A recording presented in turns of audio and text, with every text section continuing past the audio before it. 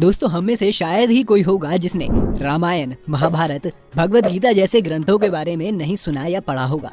खासकर अगर रामायण की बात करें तो भगवान विष्णु के अवतार श्री राम का नाम तो हम सब ने सुना ही है और रामायण की कहानियाँ अपनी दादी नानी से सुनी है और कोरोना काल में तो टीवी पर देखी भी हैं। लेकिन क्या आप जानते हैं, रामायण की ऐसी कई बातें हैं जिसके बारे में ना कभी आपने किसी से सुना होगा और ना ही कभी पढ़ा होगा। अगर आप भी रामायण से जुड़ी कुछ ऐसी अनसुनी बातों के बारे में जानना चाहते हैं तो हमारे साथ वीडियो के अंत तक जरूर बने रहिए। शायद आपने पहले कभी नहीं सुनी होंगी। आज की वीडियो काफी इंटरेस्टिंग होने वाली है, तो इस वीडियो को अंत तक जरूर देखना।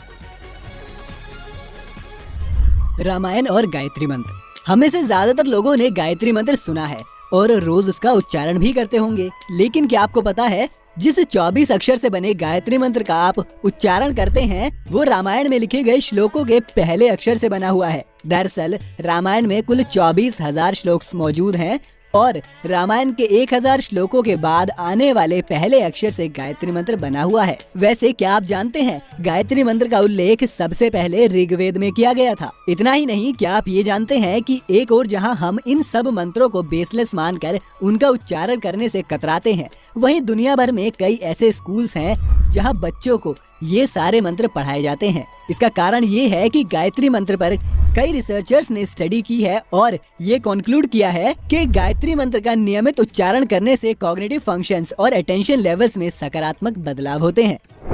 लक्ष्मण का अवतार। हम सब ये तो जानते ही हैं कि भगवान विष्णु राम का अवतार लेकर धरती पर आए थे। लेकिन क्या आपको पता है, भगवान राम के भाई जिन्होंने उनके साथ 14 साल वन में बिताए यानी लक्ष्मण, किसके अवतार थे? ऐसा माना जाता है कि लक्ष्मण विष्णु के आसन शेषनाग के अवतार थे। और वहीं अगर भरत और शत्रुघ्न की बात करें तो भगवान विष्णु के सुदर्शन चक्र और शंख का अवतार माने जाते हैं। लक्ष्मण 14 साल तक नहीं सोए थे।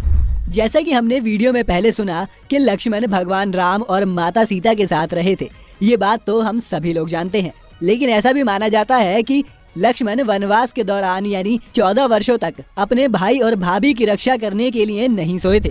इसीलिए लक्ष्मण का दूसरा नाम गुदाकेश है।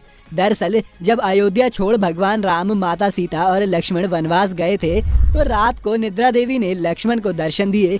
तभी लक्ष्मण ने निद्रा देवी से एक वरदान मांगा। उन्होंने कहा कि वो उन्हें वरदान के रूप में 14 साल तक नींद न आने का वरदान दें, क्योंकि वो अपने भाई और भाभी की रक्षा 24 घंटे करना चाहते हैं। निद्रा देवी लक्ष्मण से बहुत प्रसन्न हुई, लेकिन निद्रा देवी ने लक्ष्मण से कहा कि अगर लक्ष्मण के बदले कोई 14 वर्ष नींद में रहे तो ही ये वरदान संभव था। लक्ष्मण ने अपनी पत्नी उर्मिला को निद्रा देवी के माध्यम से इस बात की जानकारी दी। इसलिए ऐसा कहा जाता है कि उर्मिला 14 वर्षों तक सोती रहीं और लक्ष्मण अपने भाई और भाभी की रक्षा के लिए 14 वर्षों तक जगे रहे। रामायण का प्रूफ।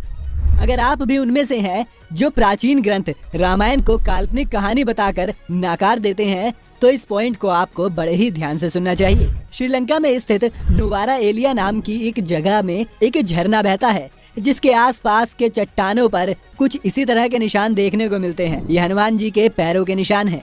इतना ही नहीं, वो पर्वत भी देखने को मिलता है जहां हनुमान जी ने कदम रखा था। अगर आप अब भी ये सोच रहे हैं कि ये सब सिर्फ एक मनगढ़ंत कहानियां हैं, तो आइए हम आपको एक और ऐसी बात बताते हैं जिसे सुनकर आपको रामायण काल्पनिक नहीं लगेगी। हम सब ये तो जानते ही हैं कि प्रभु श्री राम इंडिया से श्रीलंका एक पुल की मदद से गए थे, जिसे हम सभी लोग राम सेतु के नाम से जानते हैं। कई स्टडीज ने ये बात साबित की है कि भारत के साउथ में स्थित रामेश्वरम द्वीप और श्रीलंका में स्थित मन्नार द्वीप के बीच जो पानी है उसके नीचे आज भी 30 किलोमीटर लंबा ब्रिज मौजूद है। सैटेलाइट के फोटोज में जब ये तस्वीर देखी तो सारे रिसर्चर्स हैरान रह गए। उनका कहना है कि ये सेतु दुनिया का सबसे पहला ब्रिज हो सकता है। आपका इस पर क्या कहना है, हमें कमेंट्स में जरूर बताएं। वैसे क्या आप ये फैक्ट जानते हैं कि गूगल मैप्स श्रीलंका और अयोध्या के बीच का डिस्टेंस 12 दिन का दिखाता है, जो कि दशहरा और दिवाली के बीच का एग्जैक्ट इंटरवल है। क्या अभी भी आपको लगता है कि ये सारे महज एक कोइंसिडेंस है? आपकी राय हमारे साथ कमेंट्स में जरूर शेयर करें। कुंभकर्ण। आपने कभी किसी को कुंभकर्ण नाम से, या अगर आपको सोना कुछ ज्यादा ही पसंद है तो आपको कभी न कभी किसी न किसी ने कुंभकर्ण तो जरूर बोला होगा। हम सब जानते हैं कि रावण का छोटा भाई कुंभकर्ण बहुत खाता था और फिर 6 महीने सोता था। लेकिन क्या आपको पता है कि इसके पीछे एक बड़ी ही दिलचस्प कहानी है?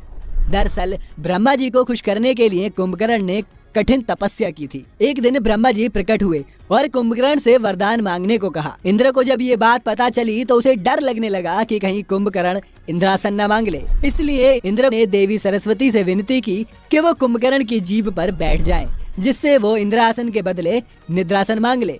और इसी के चलते इंद्र की विनती और ईर्ष्या की वजह से कुंभकर्ण को निद्रासन का वरदान मिला और वो इतना सोते थे। राजा दशरथ, ये तो हम सब जानते हैं कि प्रभु श्री राम को मिलाकर उनके 4 भाई थे, लेकिन बहुत कम लोग इस बात से वाकिफ हैं कि राम की एक बहन भी थी। जी हाँ, दशरथ की इस पुत्री का नाम शांता था और वो उम्र में 4 भाइयों से बड़ी थी। उनकी माता कौशल्या थी। ऐसा कहा जाता है कि एक बार जब अंगदेश के राजा रोमपड़ और उनकी पत्नी वृषणी अयोध्या में आए थे तो एक चर्चा के दौरान राजा दशरथ को ये बात पता चली कि राजा रोमपड़ की कोई संतान नहीं है। ऐसे में राजा दशरथ ने शांता को उन्हें सौंप दिया था। ये सुनकर दोनों बहुत खुश हुए और शांता को लेकर अपने साथ चले गए। उन्होंने बड़े ही प्यार से शांता का पालन पोषण किया और एक अच्छे माता पिता होने का भी फर्ज निभाया। रावण का झंडा और वीणा। रावण के 10 सर थे और रावण की नाभि में अमृत था। ये सारी बातें तो ज्यादातर लोग जानते ही हैं, लेकिन क्या आपको पता है कि रावण के फ्लैग पर सिंबल के रूप में म्यूजिकल इंस्ट्रूमेंट वीणा बना हुआ है? दरअसल ऐसा इसलिए है क्योंकि रावण को वीणा बजाने का बहुत ज्यादा शौक था और वो बहुत अच्छा वीणा बजाते थे। हालांकि उन्होंने उनकी इस कला का ज्यादा प्रदर्शन कभी नहीं किया, इसलिए इस बात से बहुत कम लोग वाकिफ हैं। क्या आप भी रामायण से जुड़ा कोई और रोचक कहानी या तथ्य जानते हैं तो हमारे साथ कमेंट्स में जरूर शेयर करें। उम्मीद है आज की ये वीडियो आपको खूब पसंद आई होगी। अगर वीडियो पसंद आई है तो इसे लाइक और शेयर ज्यादा से